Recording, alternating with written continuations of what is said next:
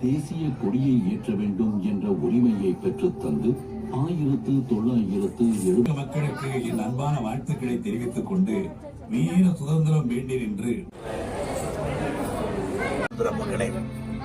நம்ம எல்லாம் ஆளாகிய அண்ணன் அறிஞர் அண்ணா அவர்களது மறைவுக்கு பிறகு அவரது வழியில்